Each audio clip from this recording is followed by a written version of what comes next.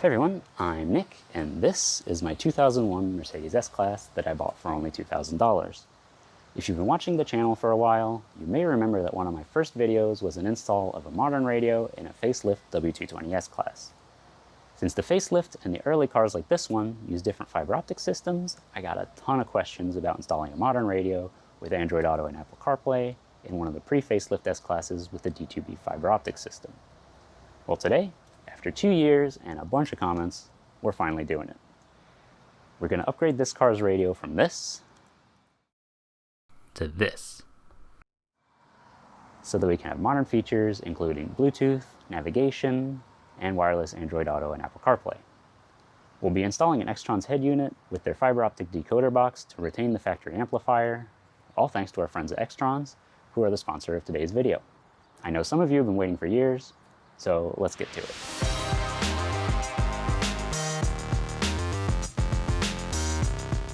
Hey, it's Nick from the future here, and I wanted to show you what this looks like when it's installed and highlight some of my favorite features. So this is our main landing screen, which has some shortcuts on the bottom. We've got our really responsive touchscreen, and as you can see, there's a bunch of apps, which I'll go into in more detail in the dedicated review video. One thing that's really nice is that this integrates with the CAN bus system, so our volume at the steering wheel works. The screen auto dims when I turn the headlights on, and it will notify me if a door is open. It'll do the doors and the trunk as well. It's also set up to automatically switch into backup camera screen if you have one installed, which is very useful if you plan on installing a backup camera, which we will do in the future. Now, this radio also has Wi-Fi and 4G capabilities for data, and you also have Bluetooth, so you can take calls with your phone or play music from your phone. But my favorite feature is Android Auto and Apple CarPlay capabilities. We have wired Android Auto. We have wireless Android Auto. And we also have wireless Apple CarPlay. Another one of my favorite features is the EQ app. We've got some quick adjustments for bass, vocals, sound field, and reverberation, which lets you tweak these very easily. And we also have a 30-band EQ, which lets you adjust to your preference in a lot of detail. You also have some more advanced features like balance, delay, filters, high pass and low pass, and a subwoofer output if you want to add your own subwoofer, so you can get into that if you need to. Now, the shortcut bar here stays up on every screen, and it has shortcuts to navigation, which is Google Maps, built-in music player for any music you have on board. We've got a phone connection menu, and once your phone's connected, you can dial, look at your contacts, and go to your music menu. We've got our shortcut to Android Auto and Apple CarPlay, and we got a shortcut to the radio. We also have a shortcut to settings, which brings me to the next thing, which is really nice about this, is that these touch buttons on the side, which we have volume and navigation buttons, these are backlit with an LED, and you can choose the color of the LED in these.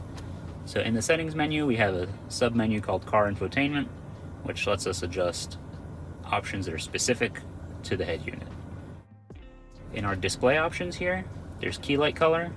We can adjust the color to match the rest of the buttons in the car to make it look really factory.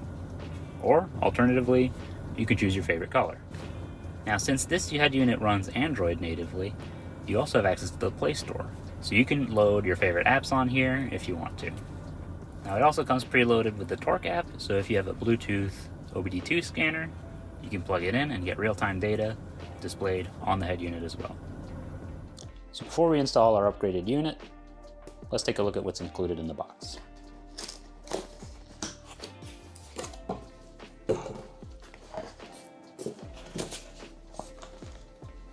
The first thing included is the user manual, and that covers all the connections at the back of the unit and all the software features like apps. Got all our cables. Got a microphone, which you can order separately. is not included with the radio, but XTRONS sells it as well, and I'll leave a link in the description. Got our fiber optics decoder box, which you'll need if you want to retain the factory amplifier. And this one is the D2B Decoder Box.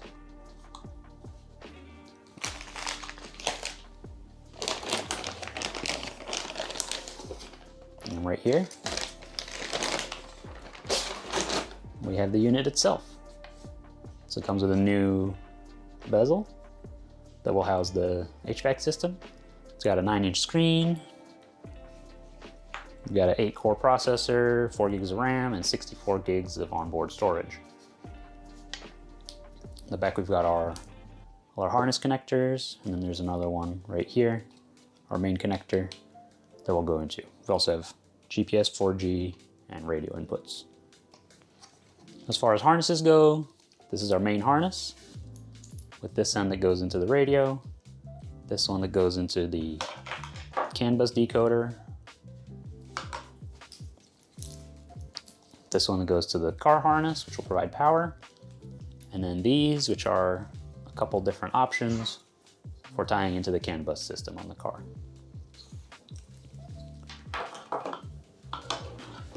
CAN bus decoder plugs in right here, and this harness right here is optional. It ties into the CAN bus harness, the CAN bus decoder harness, but it also adds 2 outputs from the head unit for audio. We got our main harness right here, which goes in up there, which has a bunch of inputs and outputs. It's like our front, left, and right outputs, which will go to the decoder box. But we have a bunch of inputs as well. We've got extra camera input, we've got extra video input, subwoofer output, aux inputs, and stuff like the outputs like the front, left, right subwoofer and the rear are useful if you want to do a custom audio system. On this harness there's also a microphone plug. So the unit does have a microphone built in, but if you want to use an optional microphone like this to get better sound quality for your calls, you can plug this microphone in, run it up to the windshield, and point it at your face. And that way, when you're driving, if your arm is kind of covering the microphone based on how you sit, you'll just hear better with one of these than this one. We also have a backup camera harness with a camera input. Got a couple radio antenna adapters, 2 styles. One like this, and one like this, and this is the type we have in my car. Got a dual USB harness right here, and another single USB harness here, and this one's actually labeled for mirror link, so we'll probably use this for Android Auto and Apple CarPlay. We also have an alternate main harness for different configurations. 4G antenna, and a GPS antenna. Let's go over a little more on the fiber optics decoder. These 2 inputs, audio inputs, are going to be from the 2 audio outputs on the unit. We're going to use the front left and front right. Let's go left and right here. This will be wired into constant 12 volt ground, accessory 12 volt, and D2B wake up. And the D2B wake up is important because it sends a signal to the amplifier so that it knows to wake up. That way it'll output sound. So the first thing you want to do before removing your head unit is make sure you take out any tapes you have, and also remove the navigation DVD if you have any in there. That way you won't have to remove the new unit if you realize you forgot something in there. So to remove our factory radio, you need 2 main things. A T20 screwdriver and a trim tool. The first thing we have to do is remove the ashtray, which is held in by 2 T20 screws.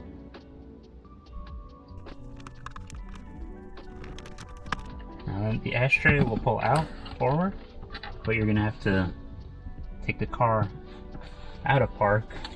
So put your foot on the brake, turn the key, put it into neutral, and then pull the ashtray out. There's a connector right here that we have to disconnect. Put the car back into park, turn it back off, and then we can move on to the rest. This wooden panel right here is what we have to remove next. So for that, you want to gently pull up, and you can use your trim tool to work your way around.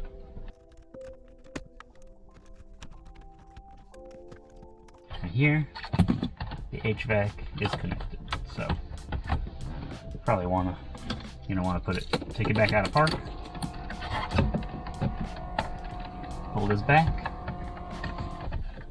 and right here we have a cam lock type connector. So you want to push on this little piece of catch and then pull the connector out. And here. And that is our front panel removed.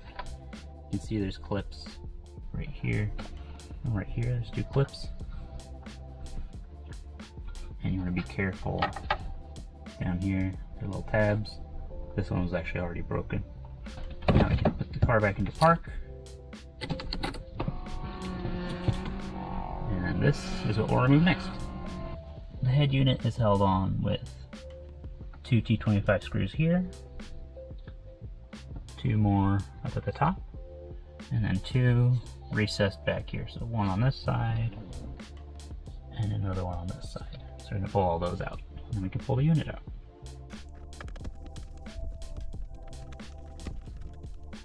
Now if you have a magnetic bit, you wouldn't need this, but I've got a little magnet stick thing just so the screw doesn't fall out.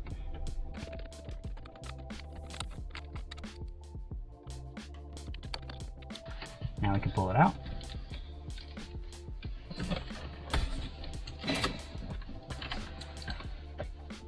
Here we have all our connectors. So this upper part is the main radio. Got our couple different connectors, and the bottom is the DVD navigation. So I guess we'll start with the bottom. Same thing, cam lock style. Pull that back. It goes to the same harness. We've got a GPS antenna here. That should pull right out. Here. Got a connector here. Let's twist off. Antenna connector there. Another one right here. This is our D2B fiber optic connector. Right here. Then we have our other cam lock connector up top, which is the gray one. Right here. And then one last one right here, which is a little push clip right here. That's the back of our unit. Now taking a look at the original bezel that came off the car, really we can see there's like a huge screen compared to this. You know, this is probably like 4 or 5 inches. This is actually a 9-inch touchscreen with some extra touch buttons right here. But you'll notice obviously this doesn't come with HVAC controls, so we're actually going to be swapping these onto this. So here we have 2 screw holes that will be used to mount the HVAC unit. So we'll unscrew these, reuse the screws, align the unit, and screw them in. Now up here on these 2 tabs, we're going to swap over the metal clips, and that will allow this unit to be snapped right into the dash, and so it'll be nice and secure. It's still 220.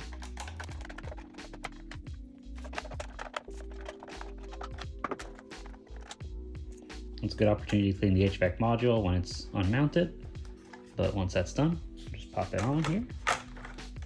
Line it up. Probably want to support it a bit.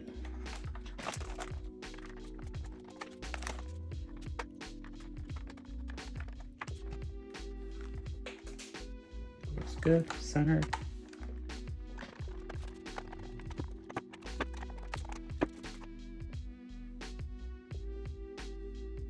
Looks good. With the HVAC unit in place, I carefully remove the clips with a pick. You want to make sure you don't slip and hurt yourself, and you also want to avoid bending them out of shape.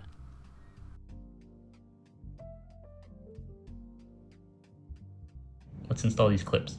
You can see in there, just little teeth in it. It's going to go on the plastic here. Push it on. It's locked in. Same thing on the other side.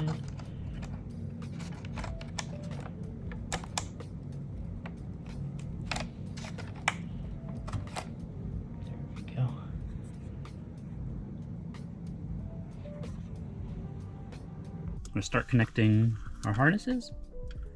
We've got our main harness here, so we're going to look at this connector here first, and that's going to be this one right here. So it'll only fit in one spot. As you see, this is offset, and that's going to be the bottom one here. There we go. And that's the power connected. So now let's connect the CAN bus. That's going to be this harness right here. The GPS module harness is a little bigger, and we're not using this one, so let's take care of this. This is connecting into that harness right here. And the way it works, you want to make sure that this is down, and it'll pull the connector in and lock it in place. So now we have that. For us, it's the green wires that connect to the CAN bus decoder. So I have these connected. And that is good. I guess we could check if it boots. So it's going to be the black connector back here. That is on. Looks good. So now that we've connected the CAN bus decoder, we actually have to connect the decoder output to the radio. You could optionally use the extra harness that adds the rear left and rear right out. I don't think this is necessary for what I'm doing, so I'm just going to plug this directly into the white plugs here. So these can only fit in one spot, and in our case, that is, it's over here.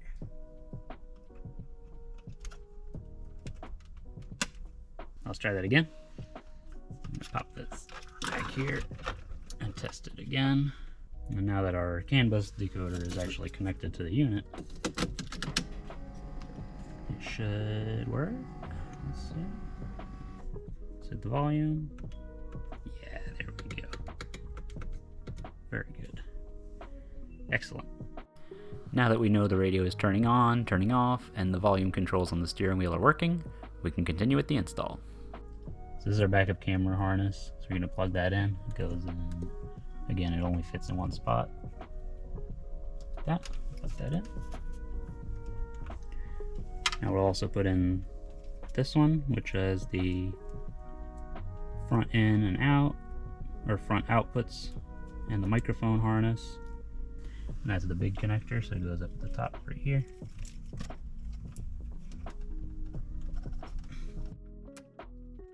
Go, that's in. Almost forgot, we also have to run our USB harnesses. The other one right here. And those two go, one's already plugged in right there at the bottom, and the other one goes right next to it in there. And again, these are, they only fit into one spot, so. So as part of our install, we're going to run a couple things from the head unit to other parts of the car. One is the microphone. We're going to run it down across, up along the A-pillar trim, and up here. And we're also going to be running what we need to connect for the sound system to the amplifier from here down and along to the back. So to get started on that, we're going to start by removing this trim panel. So for this panel, it's kind of similar to the other side. there's a few screws and bolts that are holding it in. In this case, I have an 8mm, a Phillips head, 8mm, and a Phillips head. And then there's one more Phillips head right there. So we're gonna pull this panel down and get that out of the way. There's another screw down there that I missed. Another Phillips right in there. Let's get our 8mm. This should slide down, back.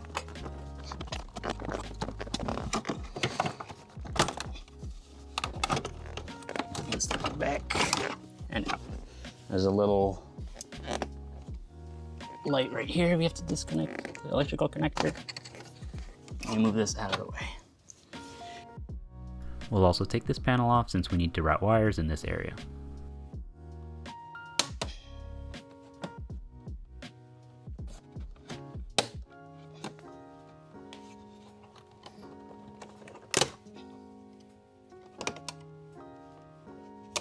Comes out, it's got 3 big clips on the side, and it pivots out. Now this here, the reason we pulled that off is that through that space here, we're gonna be able to pass wires through from the opening up in here, bring it out here, and we'll be able to tuck it all away above this panel, come out here, and then go wherever we need to go. The microphone will go up, and the rest will go down. The microphone is one of the things we're gonna run through right now, and that plugs into this main harness here, into mic right there.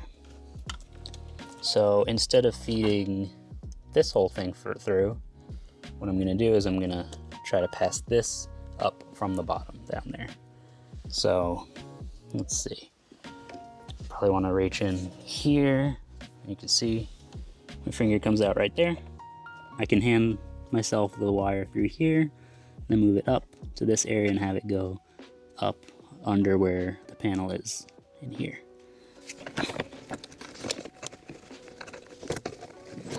There it is. Pull it forward, put that down there, and we're gonna pop that in here. Now this, we're gonna go over into this area. So I'm gonna try to grab it under here or through there, which we can reach from the bottom. I believe we'll probably have to push it from the back right there. Come through there, back behind this so it doesn't get caught in the panel that comes here, and up inside the seal there. And we'll go up, around, and up and over.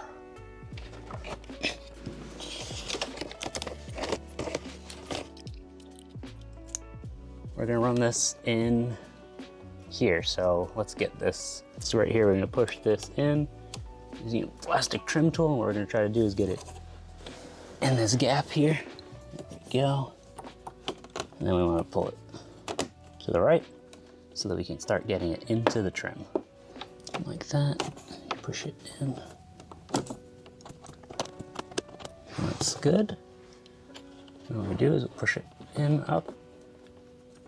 I'm gonna place it in where I want it. Just gonna be like that for now. We probably should have started up here because that way we could tuck it in right here. So I wanna run the wire across here so that if there's extra, I can just bring it back down there. Right here, got this. Tuck it in there. Sometimes you're not able to get it in there depending on how the windshield is glued in. Well, you do your best. But we can bring this through here. Another option would be to actually just remove the trim, but we're gonna do it this way. Bring that in here, tuck that in, and then I'll make a little loop. So once you're here, push it up and back down. Now I should have started at the top because now I have to pull this back out. But with that, we can start tucking that in and we can work down. Like that. Pull this out grab it in here, wherever it went, which is there. Pull that through, and then we'll tuck this in. There we go. And this, a little extra length, can get tucked in back here. And now it's out of the way. And this will have a little bit of length. We're gonna turn it towards us. And that is clipped in. It's pointing at our face. It's tucked away. And if you're not able to tuck anything in here, you could use little cable holders that like adhere to the edge of the windshield, and that keeps it nice and clean. Now, since we're running wires back towards the rear of the car, this trim panel has to come off too. So it's this plastic piece here, which should be clipped in. You'll get some gloves just in case. Need a plastic trim tool.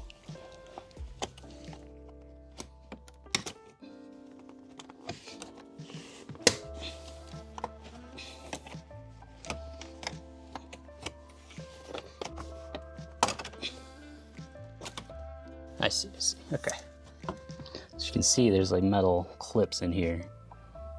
One up front, 1, 2, 3 over here, and then the rear, in this area, this slides on, so it'll grab the edge of the B-pillar trim right here, so that it doesn't fall out or move out. So in this area, you'll have to make sure you slide this out of the way, probably down and over.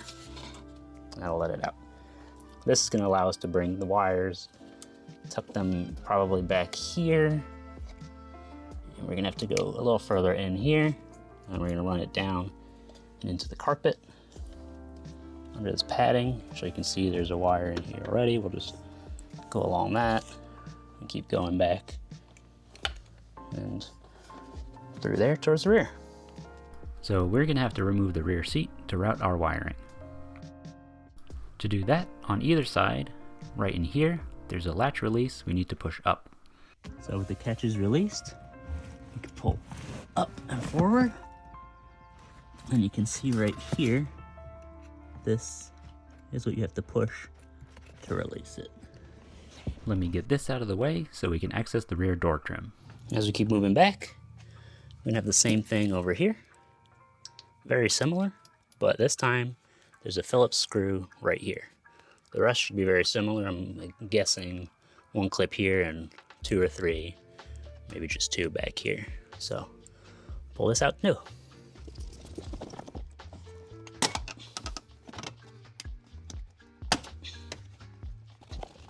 Yes, again, there we go. Now on this one up front, there's a tab here, slide it down. And then the clips that hold it in, there is one right here. And then 1, 2, 3, 4. See the 2 in there, the 1 there. And so this probably won't need to pull the B-pillar trim off. We'll be able to slide the wire up and then through. Might have to, yeah, we'll pull this up and then we'll run it up here. Should be okay, should fit through there. Then we'll go up. And our next step is gonna be to remove the seat back. So to remove the seat back, it's mounted in 3 places. Right here. Another one in the middle, right there. And same thing on the other side. Right there. I think they're 10s. So I'm gonna get a tool, get that out. The next thing we wanna do is make sure our headrests are down. What we're gonna do is gonna lift the whole rear seat back, and it's gonna pop out like 4 pins that'll kind of slot in.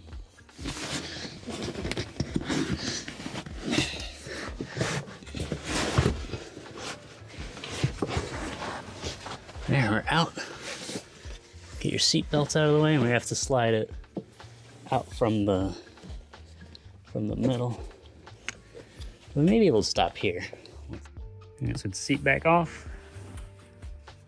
kind of prop it out of the way, and you can see these, the parts that slot in here into those slots right there and back there. So what we want is to feed our stuff through here into the trunk. See, this is one of the harnesses that goes back, and we're gonna have to figure out, do we bring just this up, which, yeah, this seems like it's gonna be what we want to do. Just run it up inside there and then push it through here. So that's good. We probably don't need to pull this completely out, just have it off so we can move it out of the way, and then we'll put it back in at the end. In the trunk, we need to access the amplifier mounting bracket to work on our wiring connections. So to do that, we're going to start by removing this trim panel here. Now that is held in with 8 little clips here, and they kind of release here. I'm going to work my way around. So 1, 2, 3, 4, 5, 6, 7, 8. And then on the inside, there's 6 little hooks for the cargo net. And these are held on by T20, so we have to take those off as well. So to get these little locks, tabs off, clips off, you pry them up gently with the pick.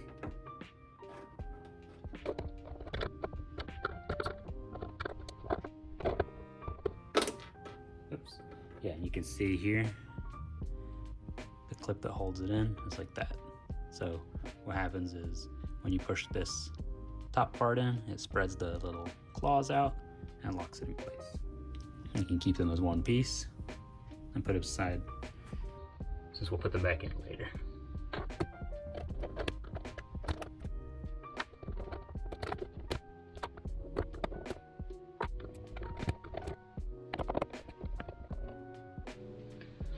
These are the cargo hooks. They're keyed, so they'll only fit in one way.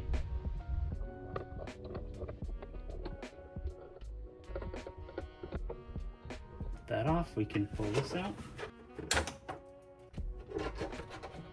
And we probably put it back here.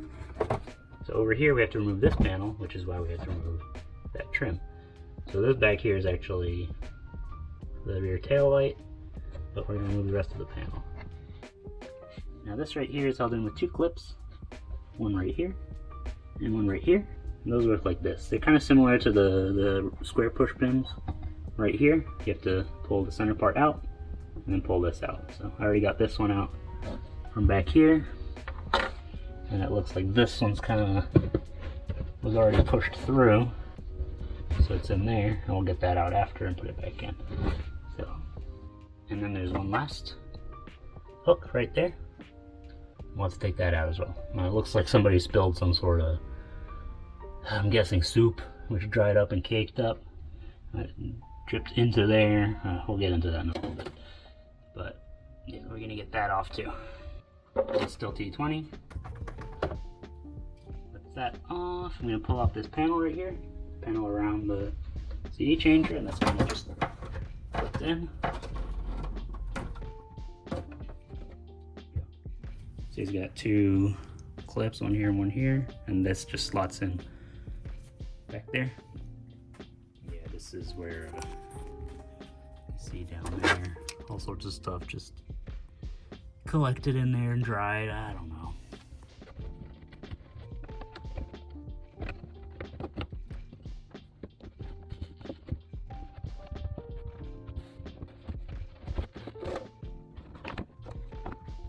Here's the other clip.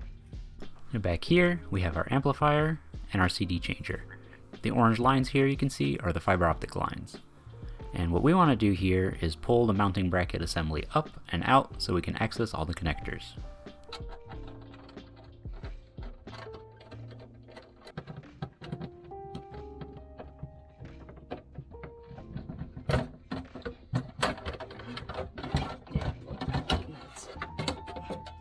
Tip it over here. Somehow I have a matchbook here, which is nice, you know, really safe. All right. This side is the amplifier, And down here, we have the fiber optic connector to the CD changer. All right, so to free the trunk liner, which I've already done, there's a couple things to know. There are 2 spots on either side of the speaker here. One hole there, one hole there, and these are the same types of pins as the side panel. So, like this. So you can pull the center part down and pull this out. And we also have the lights that have to pop out. So these will pop out downwards. You have to feed it down. This is how they mount, like that. And so you're gonna wanna pull it down, slot it through. And then the one thing that's kind of hard to, if you don't know where to look for it, is there is a gripper here, like a little clip that slots into. And if you don't pull it out, it'll be stuck. And it grabs pretty hard. So 2 lights, 2 pins, and then since we already have this panel out, we're good. And essentially what's going on back here is the fuel tank. Fuel tank lives here in US cars. European cars might have the pass-through in here, so it's a little different of a configuration. But yeah, so if we pull this down and over a bit, you can see back there, that's the back of that lining behind the seat where we're gonna run our wiring through. We're gonna go alongside those air lines, because these are part of the pneumatic system for the doors and locks. And we'll run the cables down to this area. Now, if you really want to take this panel completely out, you'd want to take this side panel out, just like that one. Then you can remove this completely. But this time, instead of going up and over, we're gonna go down into this area. So let's get those things ready. Now, the first one is just planning ahead, and it's gonna be the backup camera. So this little harness right here that has camera in and wires like brake, reverse, and 2 blue wires. We're going to be interested in the yellow RCA connector and the reverse wire. Our extension cable for the backup camera comes with the regular RCA plug, and alongside it there's this red wire that runs all the way to the other end. And what this allows us to do is on certain cars that have power, which this reverse wire happens to be, when you put the car into reverse, it'll send 12 volt to this, and if we patch this into this extension, we can run the 12 volt along the same line as what we'll plug into the camera, and then plug the camera power into here, and it'll automatically power the camera on when we put the car in reverse. And then all you have to do is find a ground at the back where the camera's installed and just ground it there. So I'm gonna feed this through. We'll do it just the same way as before. We'll pop it in through here, reach in, and pull it through. And of course, you wanna make sure you pull things over the crossbar that are gonna plug into the top, so things don't get pinched. It's not a big deal for this, because you can unplug it, but once you connect this, it's not so easy. So I've connected the reverse wire to the backup camera connector, or the cable, yeah. Now, I've got here a very long RCA extension. And that's because for this install, I'm installing the fiber optic decoder box in the trunk. And I'll go into that a little more in a little bit.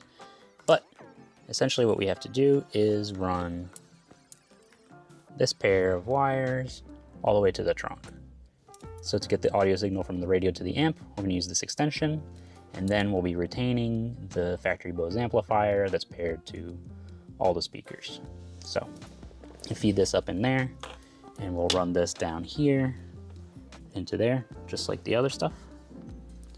And you'll notice I also have a red wire through here, and this is going to serve as our 12 volt accessory power that we're just going to run with all this stuff into the trunk to send the signal to turn the decoder box on, because there is no switch power in the trunk. We want to feed the male side, and this is a RCA extension, not a male-male, because on this side we have female plugs. This is going to be front left out and front right out, and on the harness at the box we're going to have the male plugs. So let's connect these up. Leave a little bit of slack in here, and then we want to feed it kind of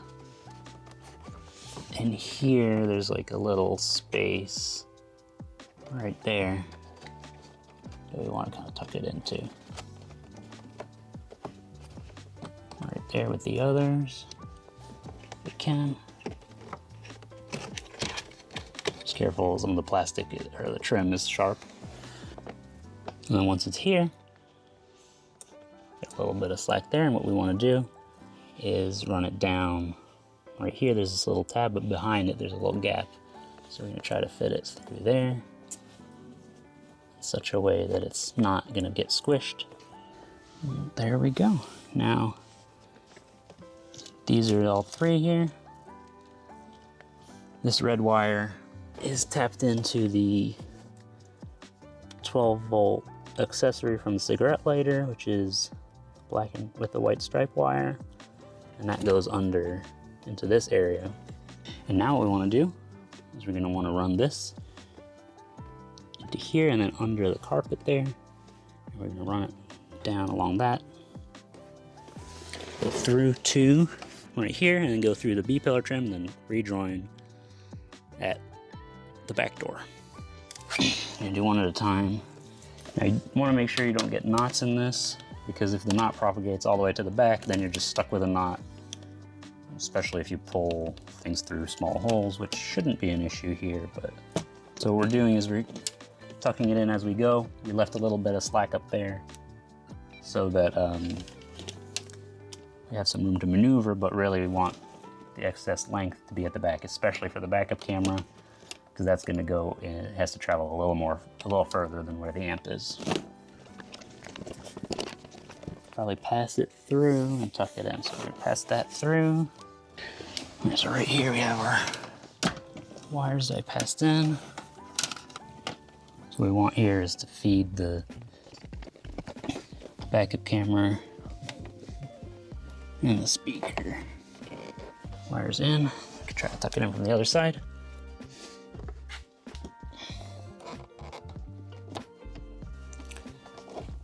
See if I pull that through here.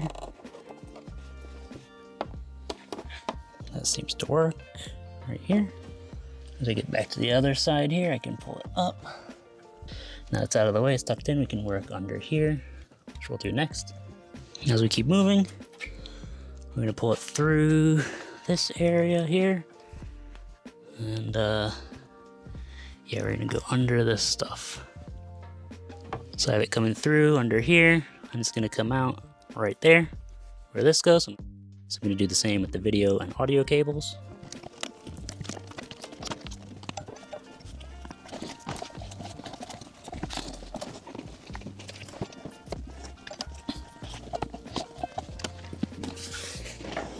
And back here, what we're going to do is bring the cables under this split here. So right in this area. So let's start with this. Put that down. You can reach through here, pass it up. So that's a little bit of slack there. Received it up here. And now we're just gonna pop it in here. Pull this down a bit. I gotta reach pretty far, but you can see it right over there. You're gonna do the same thing for the other two wires. Oh, I got this a little tight. Yeah, I gotta loosen that. I'll do the rest.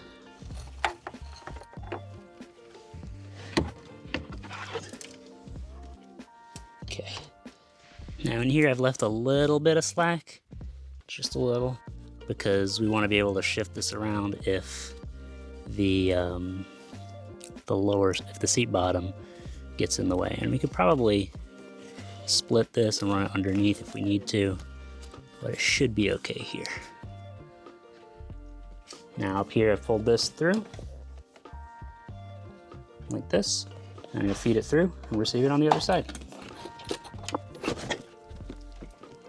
Now I wanna point out that this is a 20-foot extension, and you would probably be cutting it a bit close with 15, so 20 feet is gonna be the right length. My little red accessory power is a 25-foot spool. 20 feet would probably work too, but that's what we got.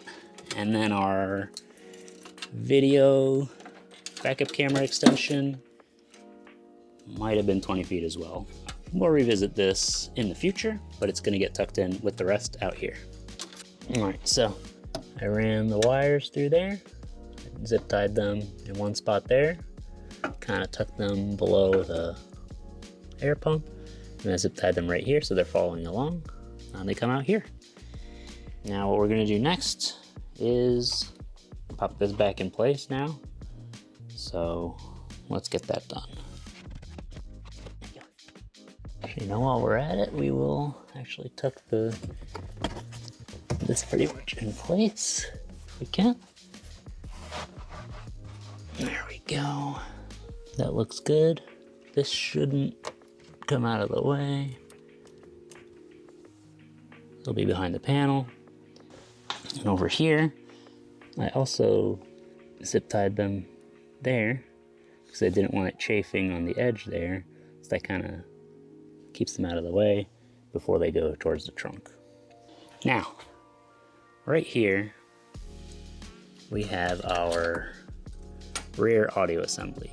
In some cases, there's a voice module mounted here as well, but in this case we have the amp and the CD changer.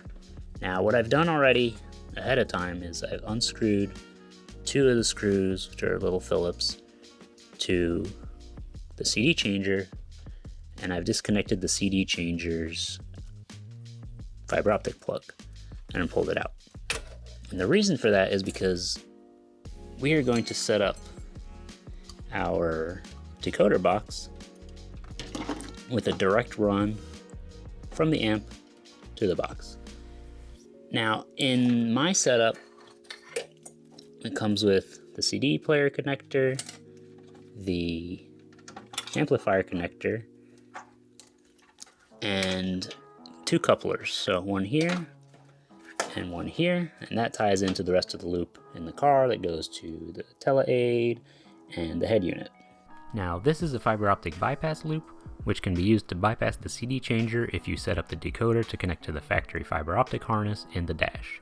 However, I've only heard of that working in a very small number of cases, and it can cause issues with amplifier wake-up. That's what happened in my attempts to complete this install, so I'm going to make a direct run from the decoder to the amp, which is a little more work, but creates the most reliable system. If you want to make this reversible, label your lines ahead of time, which is what I did here. So the way these come apart is on the couplers, you can pull the metal clip out, and that will allow you to remove one of the ends. And you can actually see here, the other half is red. So the red and the clear will only fit on one side. Each will only fit on one side of the coupler, so you can't accidentally put it on backwards. And then what you can do is you really gently pry that up, and this will allow you to pull the fiber optic plug housing off as well. So with that, pull this line out, and we can combine it to make our own new line right here. And by the way, when you work on these, do not bend them tightly. It'll damage the fiber optics and prevent the signal from traveling correctly, and it'll run into some issues. Now, every piece of fiber optic line has a red and clear end, and they only fit one way into the actual connectors. So once the fiber optic lines are in, you can snap it down. That locks them in. And if you need another reference, the red cap will go onto the sloped side, and the clear one will go on the squared off side.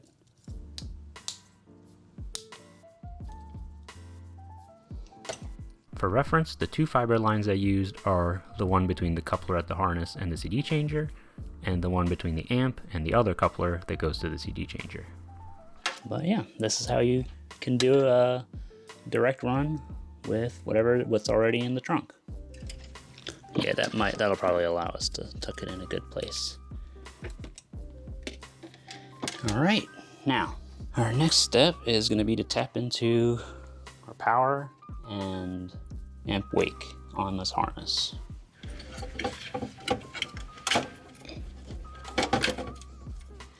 Our power on here is red with the yellow stripe, and our amp wake is the blue with the black stripe. Anything that's twisted pair is going to be different speaker signals, except the sub, which is 2 bigger wires that aren't twisted like that, and a couple other things. But yeah, red with the yellow stripe and blue with the black stripe should be our continuous 12 volt, which will go to battery plus yellow on the box, and amp wake, which is D2B wake up, will be the blue wire on the box. Here I'm using a T-tap to get 12 volt to the decoder box.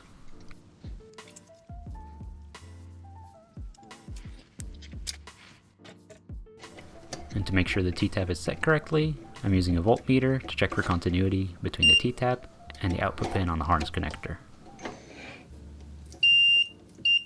Okay, and if we check voltage to ground, we should get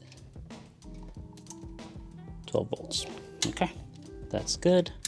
Now, I'm not actually using this big tap. I'm going to use a smaller spade connector, which I believe is already on the harness.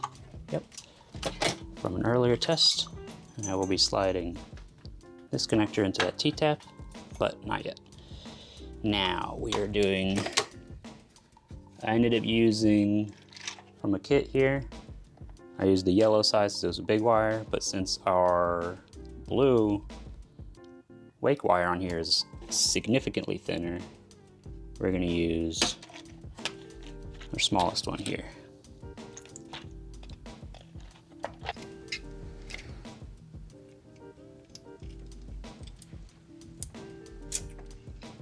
I'm going to use one of these to test it. Oh, by the way, the positive we tapped into is pin 26. These are all labeled, so you'll see number 26 right there. And the wake wire is at pin 8, so got my voltmeter in continuity mode. And we're gonna go from here, 8 right here. Excellent. If you want to work on this without the box in the way, you can disconnect it. So, D2B wake up right here. We're going to get this on it. So, pop that in here.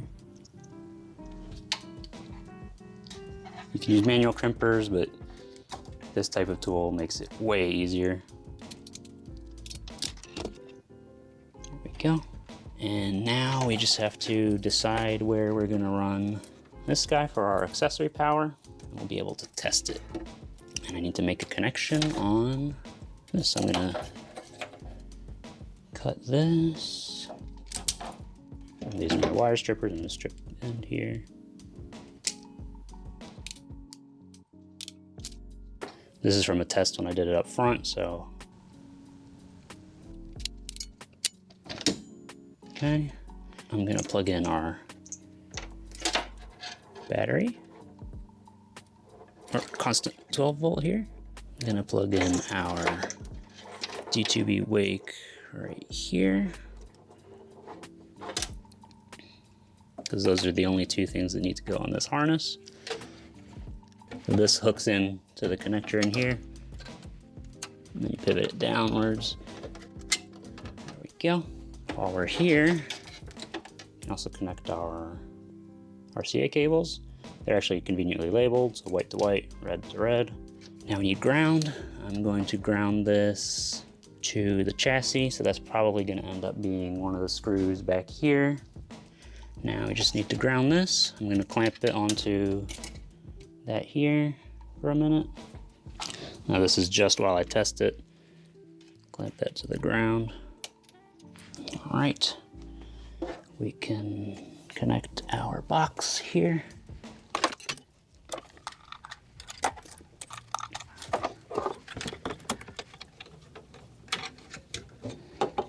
Yeah, that is all plugged in. Now, let's go see up front.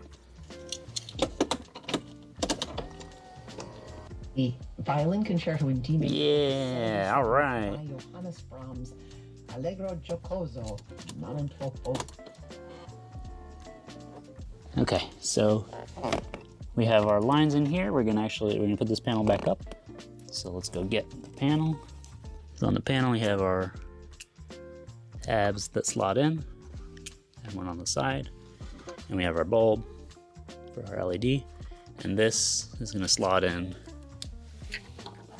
to the back panel over there. So I want to make sure we line it up right. We'll be good to go. Let me get this plugged in first. Okay.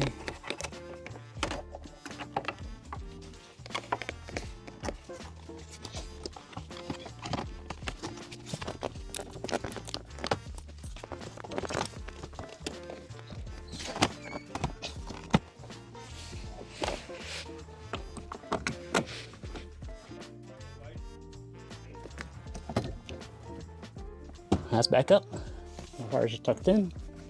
Make sure, check the vent openings that there's no wire in the way, and we're good. So that's good.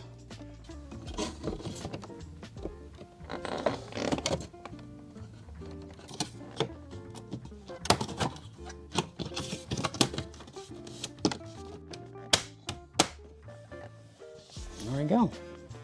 It's our front trim back together. Let's find out how this tucks back in. Don't forget right here we got that tucks in here. So we're gonna try to place that first. And down here we got this.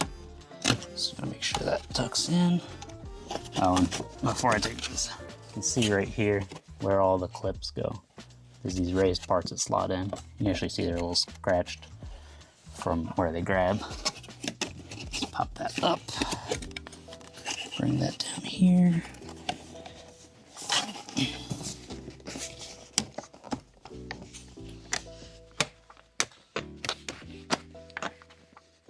Get that in. There we go. I'm gonna do the same thing up front. And here's the same thing. This little tab is gonna tuck in up here. And then the other one back here will hook in. If we do it right.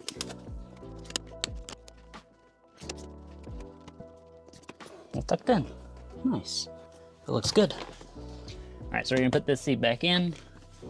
And to do that, we have to raise it up. And if you remember, there's those little metal U-shaped things right here that have to go into the 4 slots.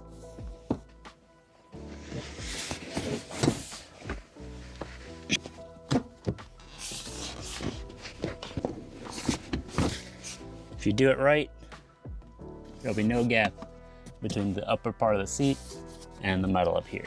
You see, this is not set up right. We have to bring it up and over.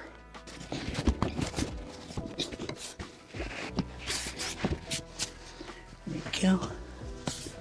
That's on.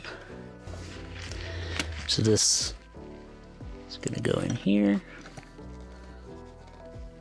Oh, we gotta be careful of our wiring.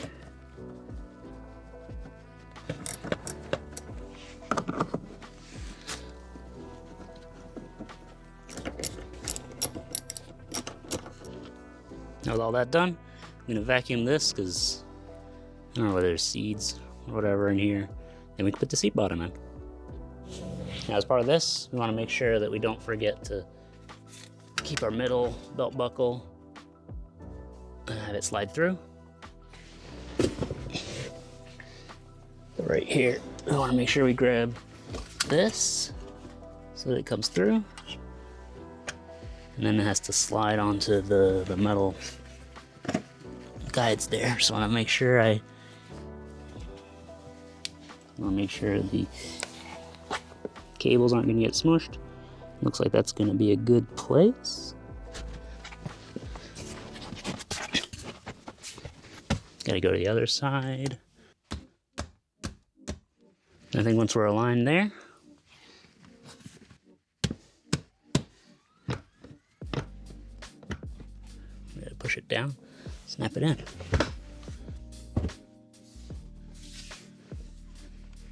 You should be able to feel the little latch right here. It's snapped in. And same thing on the other side. You feel that latch, yep. Everything's good. That's our rear seat back in. Excellent. All right, so I'm gonna unplug the fiber optics, unplug this,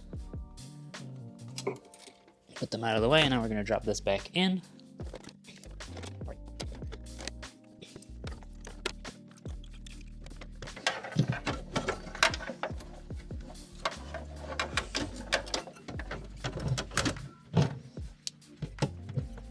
That's all in there, looks good.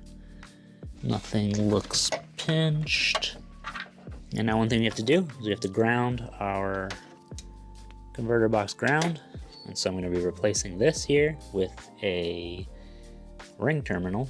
And I'm actually gonna put that on here.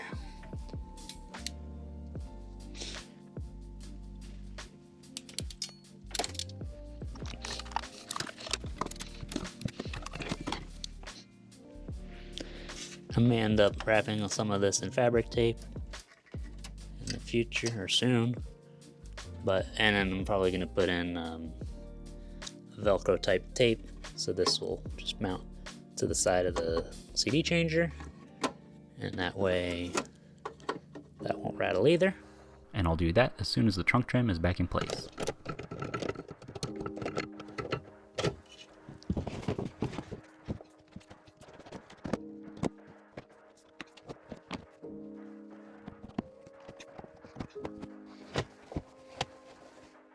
Now we can reinstall the hook with its T20 screw. I'm going to put our pins back in for the side panel. And that's going to be right here and right here. And so we're going to push them in and then push the pin in as their second step. And if it's hard to push in with both, just take them completely apart and do it that way.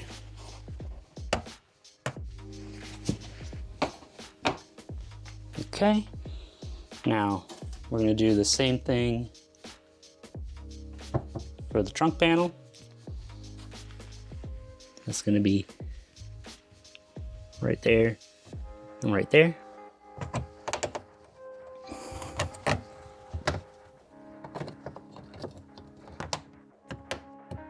Lights are snapped in. We can put our rear part of the trim back in, which is gonna slide over some of this stuff here. This goes on there, right here, over the rubber trim. Make sure all the square holes are aligned. Bring back these guys. So push it in and then snap that down. So in, down. We have to put our 6 hooks in. They only fit one way because they're keyed, and these are still T20.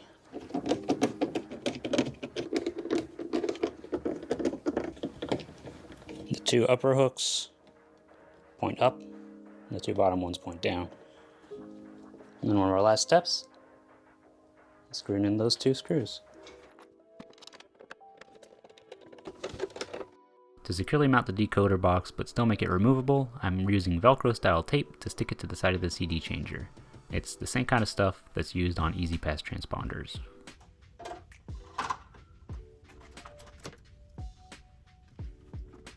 Now that won't rattle. You know, it'll resist temperature changes, so it'll be good.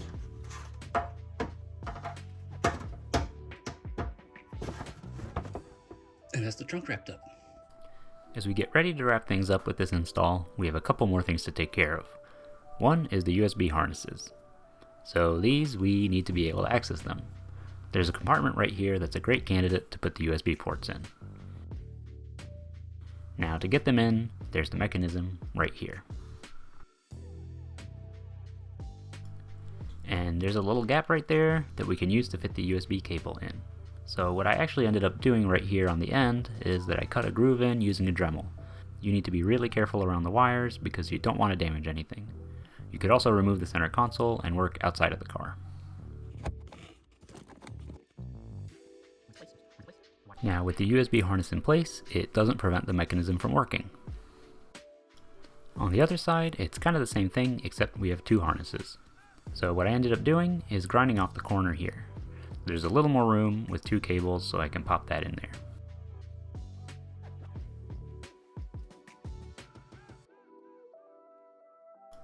And same as before, with those in place right there, the mechanism can open up and close without any interference. Now with all this propped up, we got our two USB ports right here, a little more, and we got a red one right here. And this is really useful because while we have wireless Android Auto and Apple CarPlay, it's good to have a fallback for a wired version or just to charge your phone, because wireless Android Auto and Apple CarPlay are going to use your phone battery a little more. So it's good to have a charging fallback, but it all tucks in. All right, so let's recap what we've connected. Got our main harness right here, which does power, ground, and all that for the radio. We've got this harness right here, which the green wires go to, or the CAN bus signal, which goes to the CAN bus decoder. Got our backup camera right here with its 12-volt power supply, which is the reverse wire. So when we eventually put a backup camera in, it'll be powered. Got our RCA extension cables. We've got our microphone, our two USBs run into here. We've got our cigarette lighter with the 12-volt accessory that runs to the trunk for the converter box. And yeah, all the rest is here. Oh, and our FM antenna adapter is plugged in there. Let's plug in a GPS antenna too while we're here, because that way if we want to use the onboard GPS, we'll have it. Now what I've done in the past is I've just left this in the back here, and that's worked fine. So we may do that. There's two antenna ports right here. The top one is GPS, the bottom one is 4G. I'm not going to be plugging 4G in because I'm not putting a SIM card in, but if you were, that's the where you'll plug it into. Now let's see, if you want to stop things from clattering around, if you do hear anything, you can wrap it in fabric tape. I may do that on a couple of things like the outer edge of the connectors, which will also keep them secure together, the plugs, microphone, that kind of stuff. So I'm going to do that right now, and then we can put it back in.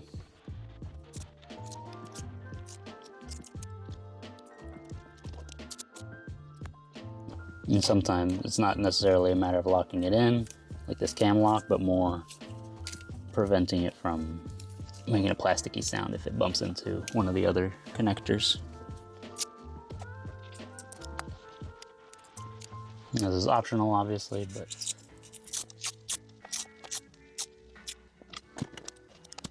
now what we need to do before we put this back in is, car's got the parking brake on, and I'm gonna raise this and put it in. So what we have to do is raise this up, put it in neutral. Now we want to get all this stuff up. All that goes up and back, and clip it in. Oh, it snaps in just great. Now all we have to do is wipe it in dry, grab our cigarette lighter ashtray, snap that in. Oh, it's upside down. Oops. Okay. Yeah, it's just those two. Because of the way this clips in, it just has the two clips there, We only have these 2 bottom screws to put in now. So previously we had screws up at the top, screws in the middle, and screws down here. Now we just have the 2 at the bottom, here and here. Just snug.